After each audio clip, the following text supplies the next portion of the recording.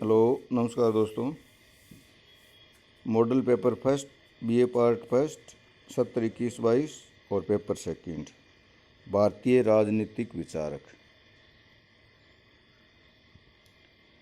आपको पता है पहली यूनिट में 10 प्रश्न आएंगे, जिसमें से आपको कोई 7 प्रश्न करने हैं और हर प्रश्न होगा 2-2 नंबर का।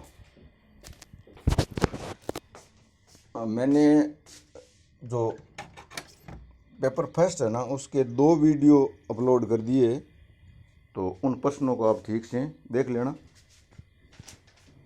और ये जो सेकंड का है ना, इसमें पहला प्रश्न है अर्थशास्त्र पर टिप्पणी लिखिए।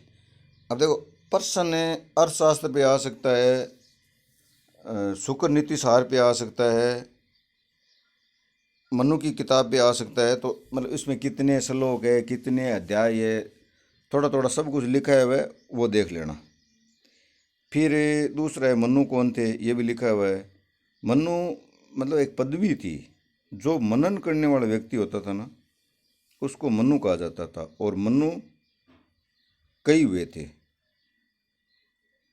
फिर है ब्रह्म समाज पर संक्षिप्त टिप्पणी लिखिए। चौथा है समाज सुधार पर स्वामी दयानंद सरस्वती के विचारों को स्पष्ट कीजिए। फिर है गोखले के आर्थिक विचारों को स्पष्ट कीजिए। छठा है ट्रस्टशिप पर गांधी जी के विचारों को स्पष्ट करो।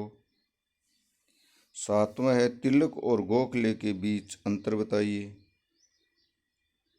आठवां है अंबेडकर की 2 पुस्तकों के नाम बताइए। मतलब इन विद्वानों के जो समाचार पत्र हैं ना, उनके और पुस्तकों के नाम देख लेना। एम.एन. राय की 2 पुस्तकों के नाम बताइए। एम.एन. राय के 2 समाचार पत्र थे, वो भी देख लेना। फिर है पंडित दीनदयाल उपाध्याय के एकात्मक मानवतावाद की धारणा को स्पष्ट कीजिए। तो ये 10 प्रश्न देख लेना, और 10 प्रश्न है मैं मॉडल पेपर सेकंड और है ना, उसमें और दूंगा, वो भी आप देख लेना, यहीं से क्लियर हो जाएगा।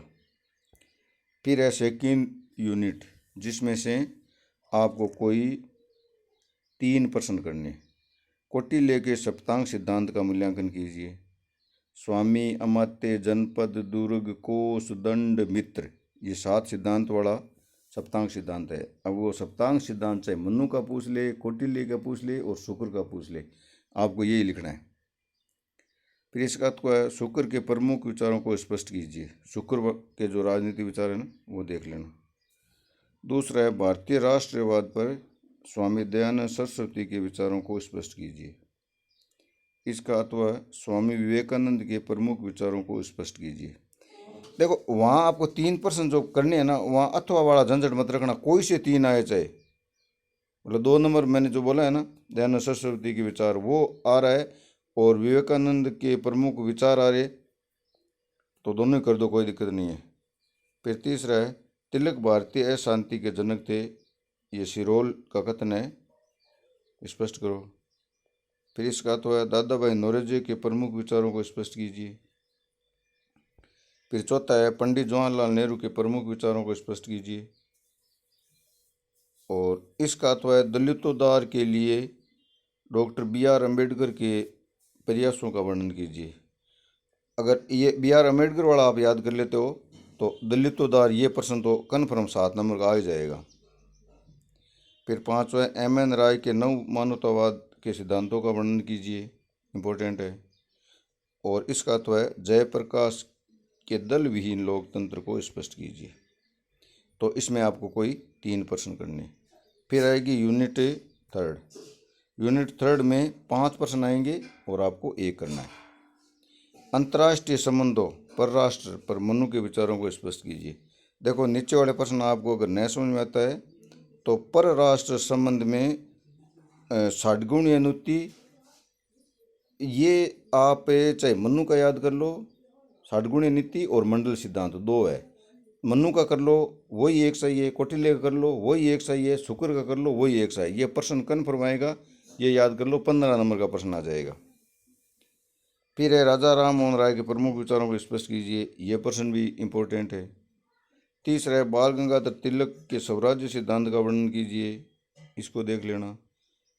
फिर है गांधी जी के सत्य अहिंसा और सत्याग्रह की अवधारणा को की विवेचना कीजिए, ये भी इम्पोर्टेंट है। और या तो पहला याद कर लो या ये पांचों जो मैं दे रहा हूँ ना, दीनदयाल उपाध्याय के एकात्मक मानवतावाद की अवधारणा को स्पष्ट कीजिए, ये प्रश्न हमेशा आता है, इसको आप देख लो। चाहे अभी मैं मॉडल पेपर सेकंड है ना, मतलब ये जितने प्रश्न है ना, इन प्रश्नों को आप ढूंढ टटोल के और देख लेना, और सेकंड में डाल रहा हूँ वो भी देख लेना, पेपर इससे बाहर नहीं आएगा, आप बिंदास रहना। धन्यवाद दोस्तों।